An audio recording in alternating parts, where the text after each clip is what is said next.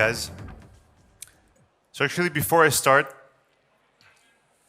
I've noticed there's a lot of reverb in the room and there's a lot of ambient noise. So we're going to start with a mini scan of our nervous system. Ambient noise and reverb are not too good for your cognitive performance and learning. So we're going to deload your ears for a second. So just put whatever you have in your hands down in your lap or under your chair, and then lay your hands down like we did in the morning meditation by Inca. And close your eyes. Close your eyes. Take a deep breath into your nose. Let it go.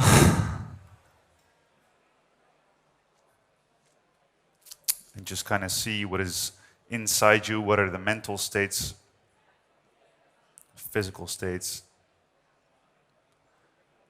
What have you picked up so far? What remains after the previous speakers? Is your brain ready to go back into learning mode? And then here's a cool question. Where's your heart rate? Without feeling with your fingers in your... I saw people do that, yeah. Can you find your heart rate? And what is it doing? It's a very interesting question. The next question is, what state are you in? What's your current state of being? How would you describe it? And then how is that state formed? How did you get here? All right, take another deep breath into your nose. Let it go. Just stand up for a second. All right, and then wiggle it off. Just do a little wiggle that you just did with Ben. Great. All right. So empty your metaphorical glass to get your brain ready to go back into learning mode. And you can sit down if you want. So my name is Kasper. I used to be a science teacher in normal education. And what I found very interesting is that education is actually not built to be helpful for brains. So one of the reasons I do exercises like this is I want to teach people how their nervous system works and how to manage the state of their nervous system and to be able to get control of that state. So one thing that I learned very quick working as a science teacher in education is that there's a few things that can optimize your focus and cognitive performance right away. And one of them is movement, which is why Ben started with the wiggle. One of them is chewing gum, drinking water is all very good for your brain. Another one is doodling. So if you want to take notes, then please take meaningless notes, right? So your brain is actually a single track device. You can't multitask. Is there anybody here who thinks they're good at multitasking?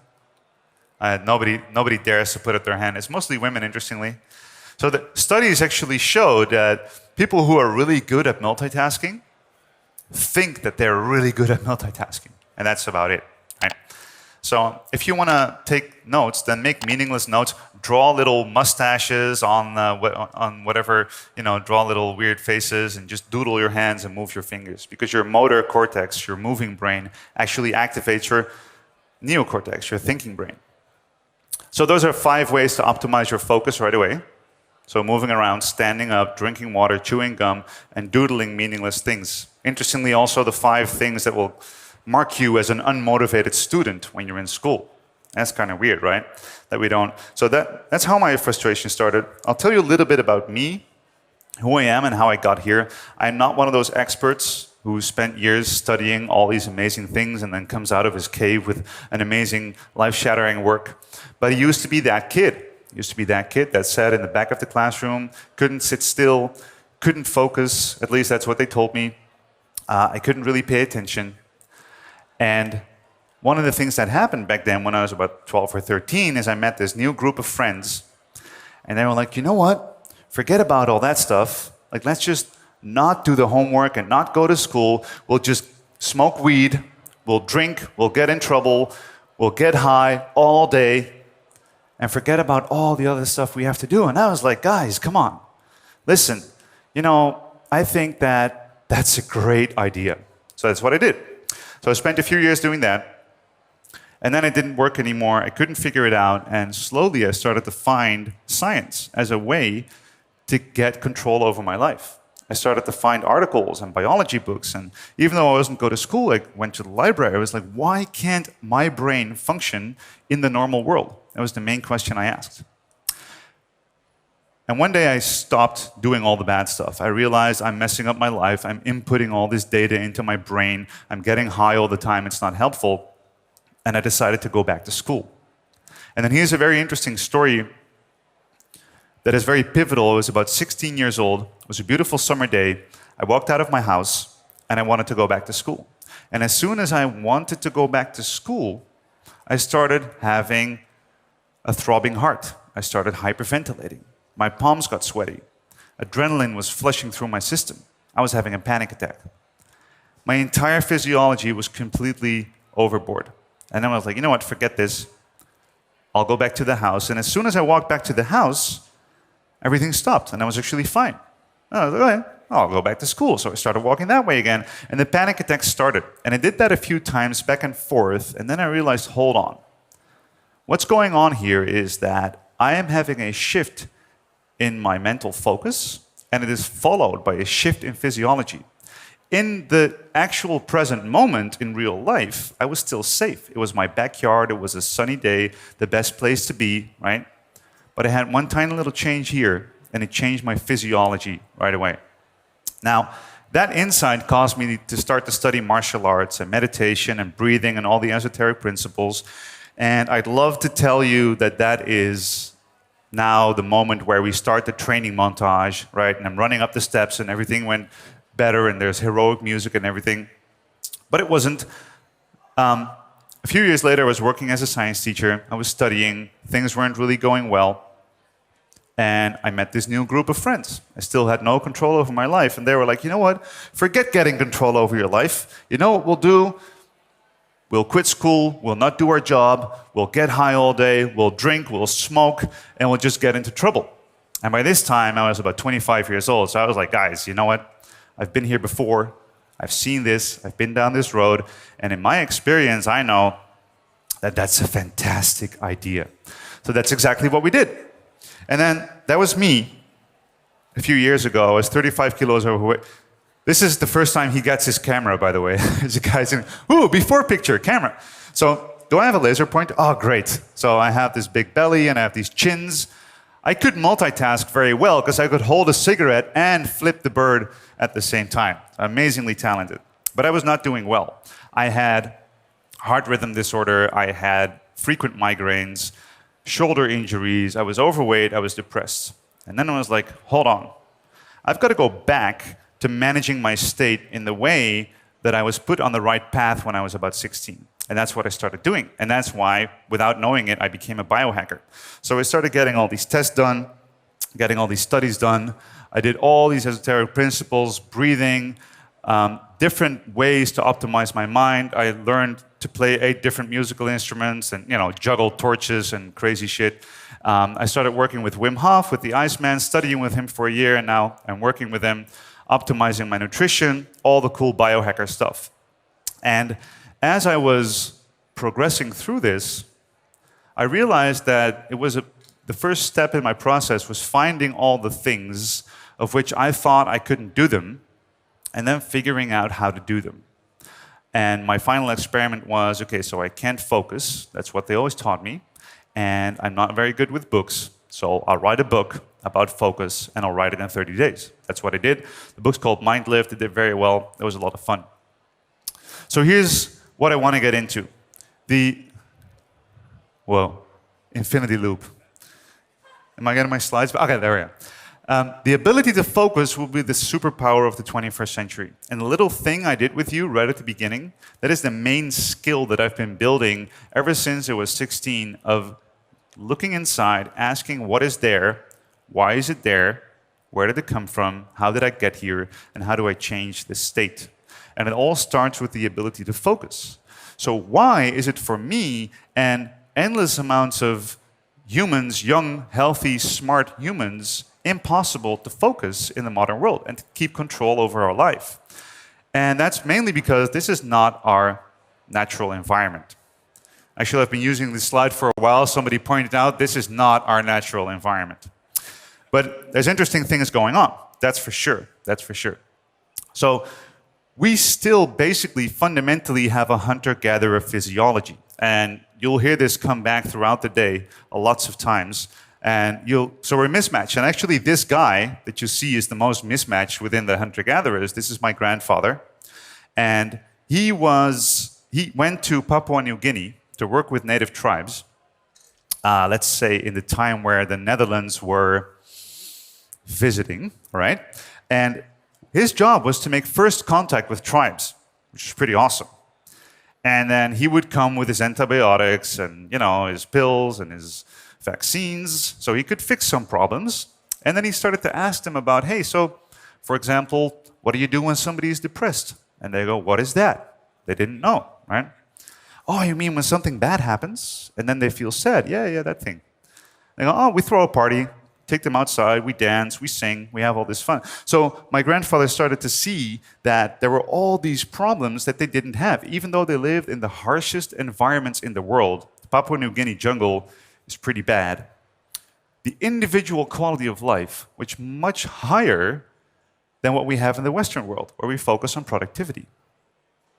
So there's a few things that I'll tell you about the nervous system. So this is all a little backstory, a bit of context, but what I want to really teach you is why your nervous system has such a difficult time processing this modern world and how you can start to change that. Now, and I'm very lucky because I get 2 talks, because I get this one right here, and then tomorrow morning at 9, we'll go into a breathing workshop. It just so happens that breathing is the most effective way that I found to instantly change the state of your nervous system. So I get to do a bunch of theory today, and then tomorrow morning, we'll get high on our own supply on our breathing, which will be fun. So you're fundamentally still a hunter-gatherer. Your physiology is unchanged for the last 100,000 years, and apart from this being a tall white guy with bald hair who is very out of shape, physiologically still very much the same as the hunter-gatherers that lived primitively around him. So I feel very lucky to be growing up with these stories. Pretty awesome. Now, what you need to understand that your physiology, your nervous system, it's a bit cut off, but you can see it. Your nervous system has 2 fundamentally different functions. And there are specific organs, specific muscle systems that correlate with these different functions. Has anybody ever heard of this, the parasympathetic and the sympathetic system? Okay, great. Room full of biohackers. I'll go through it pretty quickly. So the way I like to explain this is you have an in-the-cave system, right? You're a hunter-gatherer, you're a caveman. You have an in-the-cave system, and you have an out-of-the-cave system. So when you're in the cave, you're safe, you're fine, but why would you want to leave the safe cave? Well, you want to hunt, you have to gather, you have to find your mate, you have to go out there, protect your territory, all those things. And there are certain functions that you need for this, right?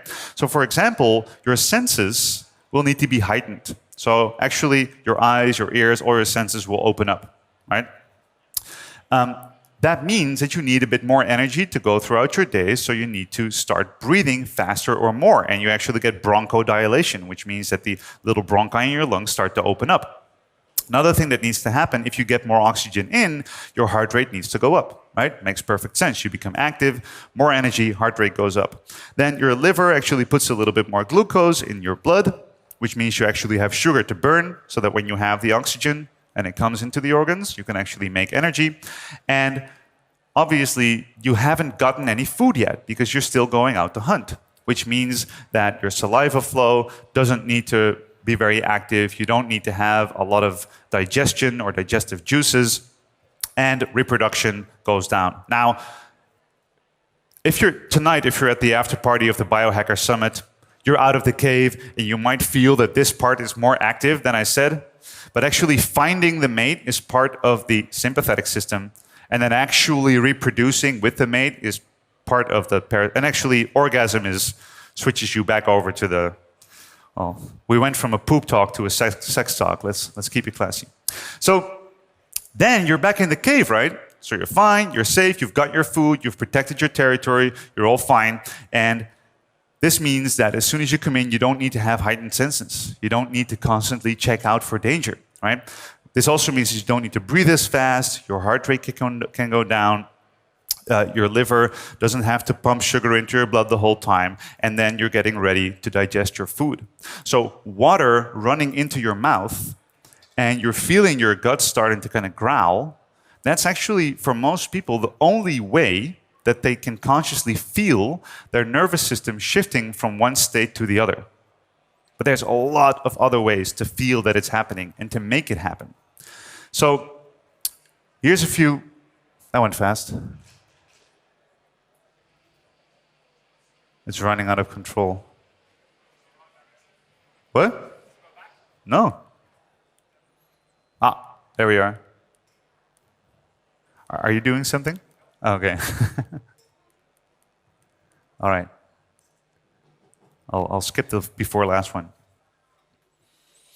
So here's a few important things to mention about this. First of all, you have these different states at your disposal. So you have, it's a spectrum. This is a very important thing to realize. So you have a spectrum when you have full fight-flight, right? So we have the sympathetic system, which we also call the active system, but we also call it fight-flight. Or actually, the 4 Fs of the fight-flight system, right? Fight, flight, freeze, and reproduction. And then we have the parasympathetic system called the rest and digest system. If you are not in the rest and digest system, if your body is not ready to digest food, it's actually not very good for you to eat food. So fast food, we all know fast food is unhealthy, right? But one of the main reasons fast food is unhealthy is not because of the quality of the food, but because of the fast, because of the speed you eat it. And if you want to polarize it, if you want to do an extreme example, it's better to, take your family, take your time, go to McDonald's or whatever burger place, slowly sit down and eat and enjoy and have a conversation and smell your food and love your food and take your time and really digest it, than to, on the way from one meeting to the other, quickly you're in a traffic jam and you're like, oh, I need to eat healthy, and jam a broccoli down your throat and then think that you're eating healthy. It's not true, because if you are in a fight-flight state, if you are stressed, you're not ready to digest your food. Which is why a lot of biohackers, one of the reasons a lot of biohackers do intermittent fasting, 1 or 2 meals a day. And then you notice if you have that one meal, right? So for example, in the morning, I do all my important work because I'm ready to get out of the cave. I take my Bulletproof Warrior coffee, I take my stimulants. In the morning, I'm active, I get shit done, everything goes fine, and then I have a massive meal and I can feel floating down and take a little nap. So if you understand how your nervous system works and how it wants to behave throughout the day, you can actually use these little hacks much better, because you realize what's the state I'm in, what's the state I want, how can I get from one to the other, and what are the little hacks that I can use to get there. Nutrition is a very powerful one. Now, if you consider this, we consider this as output.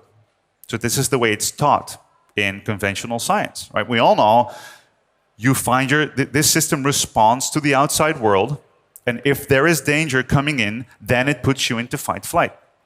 We all know that if you are scared, let's say there's a hunter-gatherer survival situation, a bear shows up, you want to run from the bear, you know you're going to need to hyperventilate, right? So if you're panicking, you're hyperventilating. If you're relieved, you take a sigh of relief. Can we all take a sigh of relief, by the way? It's a nice thing to do. Breathe all the way in. That's great, right? So if you are relieved, you'll take a sigh of relief. But if you take a sigh of relief, you'll feel relieved. If you're tired, you'll yawn. If you'll yawn, you're tired. If you're panicking, you'll hyperventilate. Guess what? If we would sit here and hyperventilate for a minute, there's definitely people here who get a panic attack or pass out. So this is two-way traffic. And there's actually specific muscular systems, parts of your muscular system, that correlate more with one part, with the active part, or more with the resting part. So by triggering specific workouts, by programming specific workouts, we can actually determine the exact state that you exit your workout in.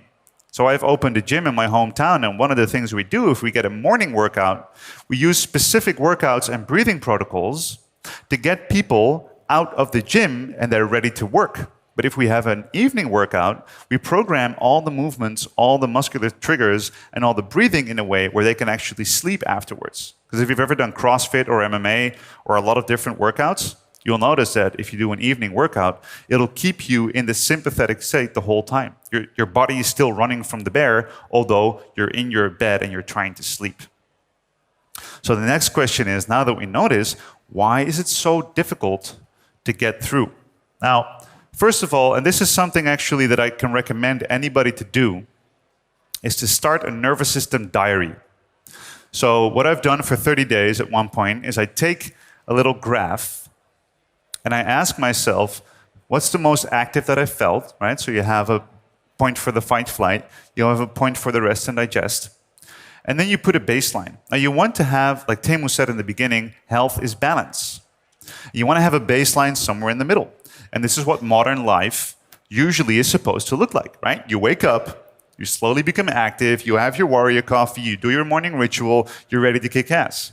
You have a few hours of good work, then you have a small snack or lunch and your system kind of winds down. You do another few hours of work, right? You might have dinner, need a nap afterwards, and then system goes up, you have an active evening, and slowly, if you have your blue blockers on, right? If you're not sitting at your screen watching the news, all that shit, then you can actually calm down and go to sleep. This is what you want it to look like. But this is not what our nervous system graph would look like for most of us. And I do this with my students a lot of time. I tell them, do 30 days of every day, look back at your day and what was the state of your nervous system? Where were you most stressed? Where were you most calm? The problem here is that your body and your brain are built to survive first and then to thrive. So survival triggers are very, very powerful. And there's a few reasons why it's so easy to get your nervous system way up in the sympathetic state and why it's so difficult to get it back down in the parasympathetic state. So first of all, a few things to know. We've got a lion and a gazelle, right? Now, before the lion and the gazelle start to chase, they're both chilling out. Nobody's worried about anything. The lion is going to chill out until he's like, let's look for a snack.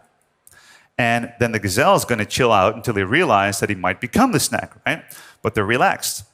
The gazelle is not laying there worrying like, oh, I got to check my Facebook if there's a lion around somewhere, right? He's relaxed. Then as soon as the lion approaches, he's ready to go because he was calm in the first place. If you can't activate from action. If you've ever done a full workout at your max heart rate and the guy training with you says, go harder, you're like, I can't. There's no room. So you have to be calm first, which is difficult. As soon as the chase starts, the lion gets up, the gazelle sees the lion, and boom, they're off. And at the height of the chase, when both of them are running as fast as they can, the physiological response in the nervous system is the same. They're both breathing fast. Their livers are pumping sugar. They're pumping adrenaline from the adrenal glands, and they're full on, heart rate is up, they go, go, go, go, go. The difference is that the lion wants to be there and the gazelle does not. Right? So that's the difference between positive and negative stress. Stress is stress. It's the same thing. But this guy has positive stress and this guy has negative stress. So like I just said, it's much easier to activate into the fight-flight system than to calm down from it. And this is because the survival priority to go into sympathetic is higher than to come out of it. It's a very important thing to understand that the risk that the lion has is missing a meal. The risk that the gazelle has is becoming a meal. It's a massive difference. And let's say there's a happy ending. By the way, if I say happy ending, who assumes that the gazelle survives? Right? Yeah, you're all cheering. Nobody thinks about the poor baby lion cubs. You mean biohackers. Okay, so happy ending, the gazelle survives, he lives, right? The lion is off, he goes find another meal, or he goes vegan or whatever, he's like, forget this. That'll be the end of him. 5 minutes later, the gazelle is fine. Because he has a way to actually get out of the sympathetic system. Now, what's important to understand here is that the priority to go into fight-flight when you see the lion, the risk of not doing that is death. But the importance of going out of fight-flight when the lion is gone, there's not too much risk involved because he's already gone. So that's why our physiology is much better at going boom into fight-flight and staying there for a long time. Now, Does anybody have a cat or a dog in their house? Right. So if a cat or a dog comes in the house after they've been active and hunting and playing and whatever, what do they do before they lay down? Anybody? They stretch and they shake. They go, oh, like that. And then they have this cool little cat dance that they do, and it starts in the psoas muscle. And they go like, ah. I've practiced this dance, by the way, especially for this summit. And they go like, ah, ah, and then lay down. So shaking, that's great. Like, thanks for the applause. Shaking and shivering is actually a very powerful way to get your physiology down from active. Now, imagine a human in the same scenario. A lion was chasing you. You went full flight, fight, flight, panic, right? And then the lion is gone. Do you shake and chill out and go, we'll see if there is any of our next lion. We'll see. Hell no, right? You go find your friends and you go like, man, did you see the lion? It was that big and it was running from me. And then when it's actually time to go back into the cave and sleep and actually recover from the lion attack, you're like, oh shit, I gotta put this on Facebook. I'm gonna get 1,000 likes for this. I survived the lion attack. Whoa, I'm awesome.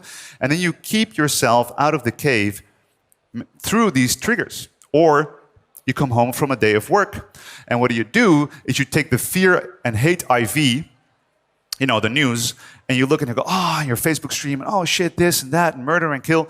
So we can actually keep ourselves in that high end of the spectrum without there actually being any danger. So that's why that's so difficult. So like I said, that's kind of what you want to see in life, to be able to switch. What most people do, though, is they do that, which is a very interesting behavior, is that we wake up and we go, boom, productivity, action, fight, flight, this, that, meetings. We keep ourselves there. When we're supposed to have a break, we're actually checking our Facebook. We're watching the news. We're getting all this fear in, and we're giving all these triggers for the nervous system to go up. What then happens is that you can actually change your baseline. So people who are chronically stressed, they have a new baseline, and what then happens is, when they wake up, they're not even calm. You wake up and you have your to-do list and you have your emails and you have your morning ritual and you go, shit, gotta do my morning ritual, my workout. And the moments where they're active are very, very active. And the moments where they feel that they're calm, they're actually not calm at all. And they switch, and then over here they might even have a little panic attack because they realize they're gonna wake up in the morning and feel like that again, and then they fall asleep. A lot of people actually lose the ability to switch between states. So like I said, this is a spectrum. So you have your fight, flight, and you have your rest and digest, but in between you have flow states, you have balance states, you have your optimal workout mode, you have all these different states that you can access. If you get stuck in this, the only thing people know is stress and sleep. So I teach meditation and breathing all over the world. If I have a group of 100 people and I say, sit down, focus on yourself, focus on your breathing for a minute, at least 12 of them will fall asleep. Because if the brain is not in stress, it's asleep. It's the only two settings they know. And you're missing all these amazing states that we can have as humans. If you keep that up for a while, you can actually get that the baseline drops down. This is what a burnout looks like. Right? So you wake up, you can't activate.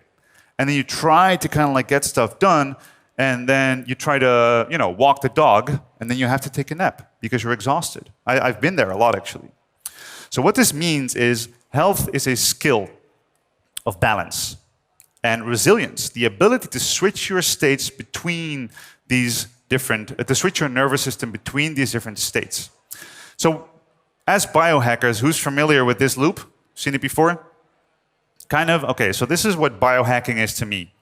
You have your results, and we always look at our results, like the beautiful flower or the not so beautiful flower, and then we ask, why is my life that way? Why is my life in this state? And then we forget that we're actually creating, so this is you, right? You are a system, a physiological, biological system that is responding to its environment. And what we're doing as biohackers is we're changing this. So if you want to learn how to change your nervous system, you're going to have to first be able to observe the state that you're in. So that's why I did that with you. The first little thing that we did is look inside.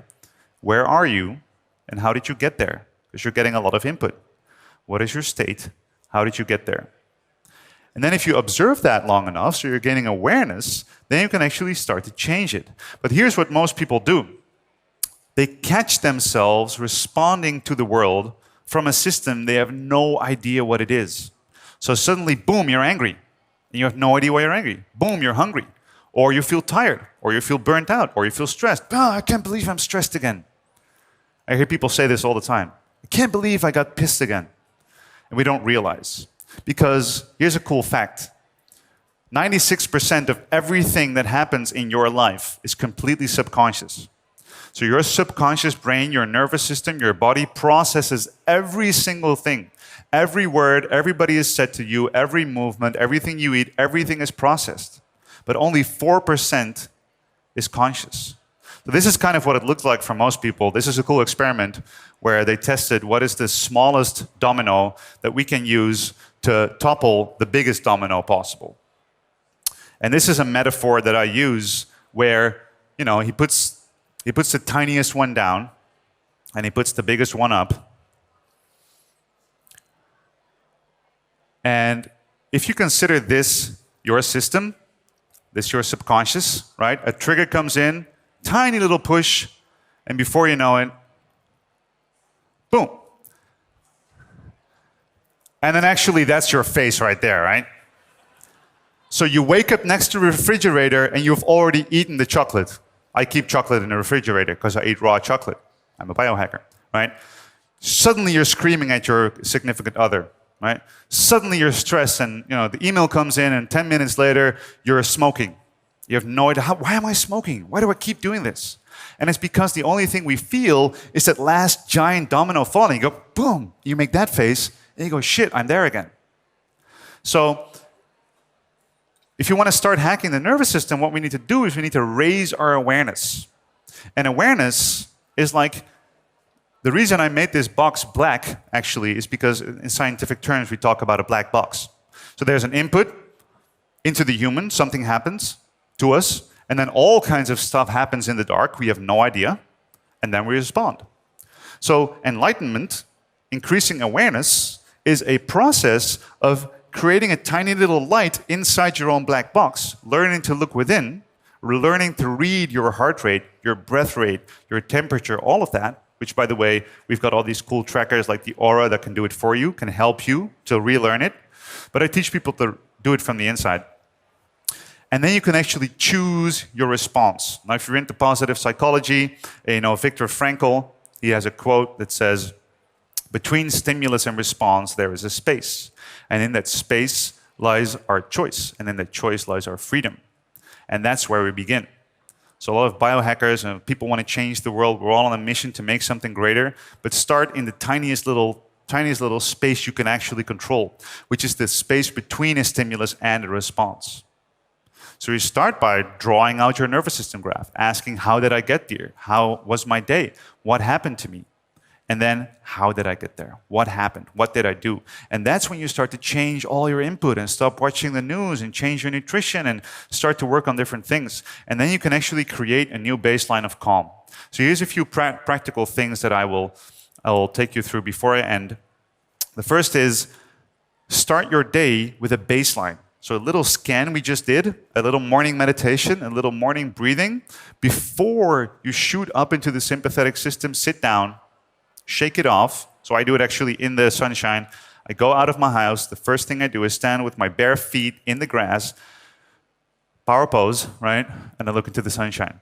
It's the best thing to do. And that's when I go, okay, how calm do I really feel here? And if I can't get my heart rate down, I can't get my heart rate variability right, I know I better take extra rest today. Right? So there's no clear pattern. I ask what I need and how I can get there. Then training this starts outside of the comfort zone. This is actually my morning ritual when I'm training people in the winter, like I do these yearly retreats in the winter, sometimes together with Wim, sometimes on my own. And that's my morning ritual. And this is a trigger. This is quite the trigger. By the way, if you want to do an ice bath today, which is, we have the thermogenic spa, just find me and I'll guide you through it with the breathing. It should be fun. Then another thing, we'll do one little thing where we stand up before we leave. Right? So stand up, please, if you will. And this is another part of my morning ritual that I do when I'm out in the snow. And I just love showing people my underpants. There's a few different poses you can do. So like I said, it's a two-way street. If you breathe like you're in a panic attack, your body will assume that there is a bear coming. So It creates each other. The same thing goes for your posture. So the muscles you use and the posture you take, they determine the state of your nervous system, right? So let's all do the Wonder Woman. You could also call it the Superman, but I come from a long line of powerful women, so this is the Wonder Woman. And we'll stand like this until the end of my talk, so you can actually get that testosterone boost. Or you can raise your hand if you want, if you have, who knows about power posing? Heard about this before?